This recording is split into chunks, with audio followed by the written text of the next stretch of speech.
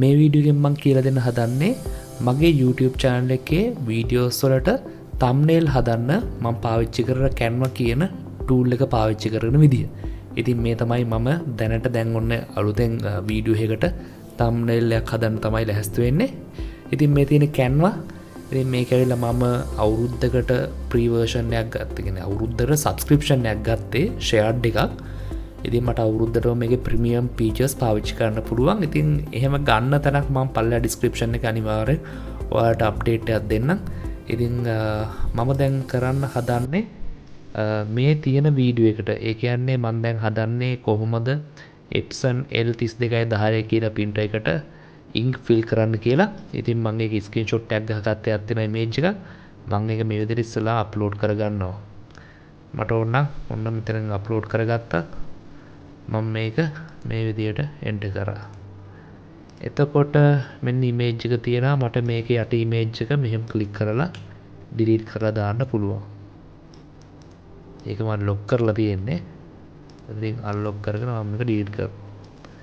ඊට පස්සේ මම මේක මේ විදිහට image එක ගානටම adjust කර ගන්නවා. adjust කරගෙන මේක දැන් සමහර text ටිකක් දැන් ඔන්න යටට ගිහිලා තියෙන්නේ. මෙතන position කියලා තියෙනවා. මේකෙන් to back. ඒ කියන්නේ පල්ලෙහාටම මේ image එක මේ layer එකෙන් පල්ලෙහාට position වෙන්න කියලා තමයි මේ අපි arrange කරගත්තේ. එතකොට ඔන්න මේකත් අපට අවශ්‍ය නැහැ මේ image එකත් මේකත් මම delete කරනවා. එතකොට මම මේක පොඩ්ඩක් තියාගන්නම් මෙහෙම පොඩ්ඩක් round කරන්න. මෙන්න මේ විදිහට ඒවට ගන්න තියෙන මේ element කියලා වලට ගිහිල්ලා search කරලා ඉවරලා ගන්න පුළුවන්. එතකොට ඇවිල්ලා මේ ටික අයින් කරමු. අපිට අවශ්‍ය කරන දේවල් ටික විතරක් දාගමු. දැන් මේක ඇවිල්ලා අපි ink fill කරන විදිහේ තියෙන්නේ. එතකොට අපි මේකට දැන් දාගන්න ඕනේ easy step to fill.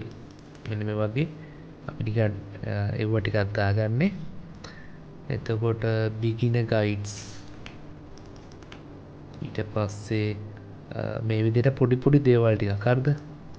step by step ඊට පස්සේ tutorial අන්න ඒ වගේ අපි ටෙක්ස්ට් ටිකක් දා ගන්නවා. ඉතින් මේ වගේ කලර්ස් වෙනස් කරන්න පුළුවන්.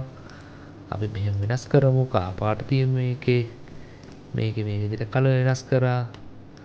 අපි ඔන්න ටයිටල් එක දාලා තියෙන්නේ. මේක ඔන්න පල්ලෙහාට ගන්නත් පුළුවන්. මේක අපි උඩින්ම තියමු. එතකොට Epson ලගේ මේකට අදාළ logo එක තියෙනවා. ඔන්න ඔය විදිහට තමයි ඉතින් තියෙන්නේ. එතකොට ඔන්න මෙන්න මෙහෙම තිබ්බා. දැන් මේක ටයිටල් එක අපි වෙනස් කරගමු. අපේ අදාළ වීඩියෝ එකේ ටයිටල් එක තියෙනවානේ. දැන් මේකේ ටයිටල් එක මම දැන් මේ how to fill ink කියන එක තමයි මේකේ ටයිටල් එක දාන්නේ.